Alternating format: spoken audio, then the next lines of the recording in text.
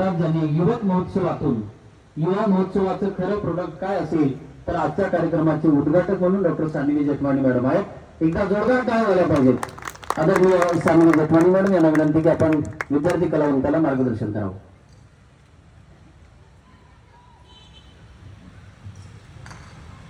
सर्वेभ्यो सुखिनः सन्तु सर्वेभ्यो जनाम्यः सन्तु सर्वेभ्यो भद्राणि पश्यन्तु मा कश्चित् दुःखभाग् भवेत्. सर्वप्रथम नटराज देवतेला वंदन करते. ज्या युवकांना प्रेरणादायी ठरलेले स्वामी विवेकानंद, डॉक्टर बाबासाहेब आंबेडकर, सावित्रीबाई फुले, राष्ट्रसंत तुकडोजी महाराज या सर्वांच्या चरणी अभिवादन करते.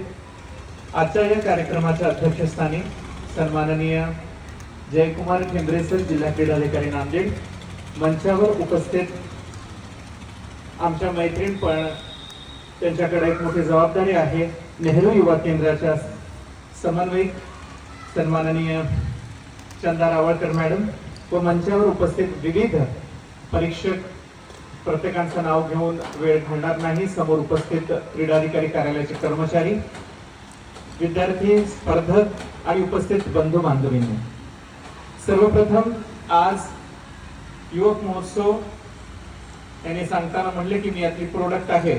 खरं तर हा प्रोडक्शन नांदेडचा आहे. त्याप्रमाणे आज आपण या ठिकाणी तीन आणखी विद्यार्थ्यांचं ज्यांनी राज्य पातळीवर, राष्ट्रीय पातळीवर विविध नावलौकिक क्रीडा क्षेत्रामध्ये त्यांचा सन्मान करताय. खर तर नांदेडचं क्रीडा कार्यालय अनेक कार्यांसाठी अनेकदा राज्य राष्ट्रीयवर आपले विद्यार्थी चमकलेले आहेत. हा युवक महोत्सवाची जबाबदारी क्रीडा कार्यालयाला देऊन खरं तर क्रीडा ही माणसाची ऊर्जा ओळखून त्यांना विविध मंच उपलब्ध करण्याचं काम हे क्रीडा कार्यालय नेहमी करत असतं. आणि युवक महोत्सव सारखी मोठी जबाबदारी क्रीडा कार्यालयाला देऊन हे काम शासनानं आणि केंद्र सरकारनं फार मोठं केलंय. अनेक वर्षापासून सुरू होत होतं, पण यात आणखीही प्रतिसाद पाहिजे तसं मिळत नाही. त्याचं कारण आहे, हा डिसेंबर महिन्यात होतो. या महिन्यामध्ये बराच परीक्षेचा काळ असतो, त्यामुळं विद्यार्थ्यांना मिळत नाही. केंद्र शासनाने याचा विचार करायला पाहिजे की कुठंतरी याचं वेळ बदललं किंवा याची वेळेची मर्यादा कुठेतरी दिवाळीच्या आधी घेतली तर आपल्या विद्यार्थ्यांना सगळ्यांना सहभाग नोंदवता येईल. ते फार महत्वाचं ठरतं. आणि विद्यार्थी मित्र, मार्गदर्शन करण्यापूर्वी आपल्याला सांगू इच्छिते की स्वामी विवेकानंदांनी आपल्याला फार सुंदर संदेश नेहमी आपण वाचतो, इंग्रजीत वाचतो, हिंदीत वाचतो, मराठीत वाचतो. उठा, जागे व्हा आणि ध्येय प्राप्ती करा. जोपर्यंत ध्येय मिळत नाही आपण थांबू नका. कारण स्वामी विवेकानंद आणखीन एक सुंदर गोष्ट सांगतात की हे जग एक व्यायाम शाळा आहे, जिथं आपण स्वतःला शक्तिशाली बनवण्यासाठी आलो आहोत. मग शक्तिशाली कसं बनवायचं हा फार महत्वाचा प्रश्न ठरतो. शक्तिशाली म्हणजे का बाहुबलीच व्हायचं आहे का? की सकाळ संध्याकाळ उठलं जिम डंबल्स मारून शक्तिशाली व्हायचं आहे का? तर शक्तिशाली व्हायचे अनेक आपल्यासोबत काम आहे जे करावं लागतील. ते आहे बुद्धिमत्ता वाढवायची. म्हणून या स्पर्धेमध्ये फक्त सांस्कृतिक दृष्टिकोनाने नाही तर कौशल्य विकास देखील जोडलेला आहे.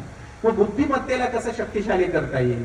नो डाऊट आपल्याला शक्तिशाली प्रत्येक गोष्टीला व्हायला पाहिजे, स्त्रीला व्हायला पाहिजे, पुरुषांना व्हायला पाहिजे, तरच जगामध्ये आपलं स्थान निर्माण होतो. पण कौशल्य विकास जेव्हा आपल्याला करायचं असेल तर आपल्याला आपल्या बुद्धिमत्तेला वाढ देण्याची गरज आहे. त्यासाठी आपल्याला दुसरं शक्तिशाली काय करायचं असेल तर आपले विचार मोठे व्हायला पाहिजे. आपल्या नांदेडमध्ये दरवेळेस एक सर्कस येत असतो. त्या सर्कस मध्ये मी एकदा गेले. त्या सर्कस मध्ये गेले तर ते तिथं कमीत कमी ते किती 3-4 टनाच्या हात्या 5-6 आहेत. त्या पाहिल्यानंतर त्या रिंग मास्टर तिथं मग त्यांना आंघोळ घालू लागला, हे करू लागला. पाहिलं तर एवढं बारीक रस्त्याने ते सगळे हाती बांधलेले होते. रिंग मास्टर हसले. मी म्हणलं काय रिंग मास्टर, ते एवढ्याशा रस्सीवर तुम्ही एवढे मोठे मोठे हाती बांधले, 1 लाख घातले की रस्सी फुटली जातील पुढे. म्हणले नाही शक्य नाही म्हणे. म्हणलं का? हे हाती जेव्हा एवढे पिल्ले म्हणून माझ्याकडे आले होते तर मी यांना बांधायला जाती हीच रस्सी वापरली होती. तेव्हा त्यांनी खूप प्रयत्न केला सुटून जायचा, रात्री बेरात्री, पण त्यांना अपयश आला. त्यांना कळालं की मी कधीही सुटणार नाही, म्हणून त्यांनी ती प्रयत्न सोडला. मात्र ते विचार तिथंच थांबले आणि ते त्यांना म्हटलं की आता या रस्सीने आपण कधीच सुटू शकत नाही, म्हणून ते कधीच त्याला प्रयत्न करत नाही आणि आजपर्यंत घेऊन जात नाही. हे आपल्या युवकांसोबत होत आहे. लहानपणी आपल्याला एखादा अपयश जर मिळाला तर त्या रस्सीसारखा आपणही विचार करतो की आता पुढे काहीही होणार नाही. आणि तसंच रिंग त्या हात्यांसारखं कितीही आपल्यामध्ये ताकद असली तर आपण प्रयत्न करत नाही. तर तिसरं माझं असं होतं की शक्तिशाली जे बनवायचे ते आपली शक्ती, की आपली इच्छा शक्ती प्रबल करण्यासाठी आपल्याला खूप पुढे व्हायचंय. या युवक महोत्सवाचा खरा हेतू काय असतो? फक्त आपल्याला नाच गाणं एन्जॉयमेंट भेटावं म्हणून युवक महोत्सव नसतात.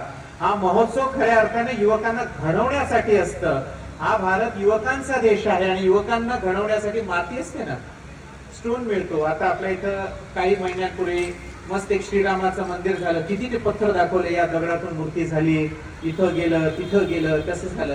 हे मूर्ती घडवण्यासाठी मूर्तिकार जसा लागतो तसं असे स्पर्धा तुमच्यासाठी मूर्तिकाराचं रूप घेतात आणि कलाकाराला जसं कलेला आकार देणारा कलाकार असतो तर तुम्हाला तरसण्यासाठी असे युवक महोत्सव असतात.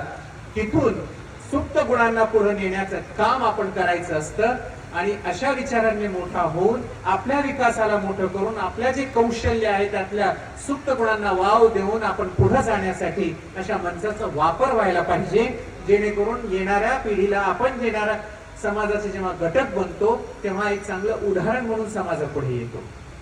म्हणून युवक महोत्सव फार महत्वाची बाब ठरते. मी जेव्हा लहान होते माझ्या वडिलांनी खूप विरोध केला की नाच गाण्यामध्ये काय करिअर असतं का, किंवा नृत्यामध्ये तुम्हाला काही करिअर मिळतं का. मी वडिलांना म्हणले की मी शिक्षणही घेईल म्हणून 2 PhD केल्या. त्या PhD सोबत नृत्यामध्येही करिअर केलं. अभ्यासासाठी मला खूप शिक्षणामध्ये अभ्यास करून विद्यापीठात नाव मिळवून चांगले चांगले गुणमार्क घेऊन विद्यापीठात टॉप येऊन सुद्धा नोकऱ्या सुद्धा मिळाल्या. पण शेवटी माणसानं करिअर निवडत असताना आपली काय इच्छा आहे, आपण कशामध्ये चांगलं काम करू शकतो. Aim should be your choice and choice should be your love. That is important. म्हणजे एम हा तुमचा चॉईस असला पाहिजे, तुमची शक्ती असली पाहिजे. यांना झालं डॉक्टर म्हणून आपणही व्हायचं का, यानं झालं इंजिनियर म्हणून आपणही व्हायचं का. एखाद्या खेळाडूला आपण तयार करू शकतो कसं, त्याच्या मेहनतीने, पण त्याची इच्छा तर पाहिजे. म्हणून इच्छा आपली काय आहे ती ओळखून घ्यायला पाहिजे. या युवक महोत्सवाच्या माध्यमाने तुम्हाला ही संधी मिळते. मी जेव्हा फार लहान होते किंवा आमच्या वडिलांनी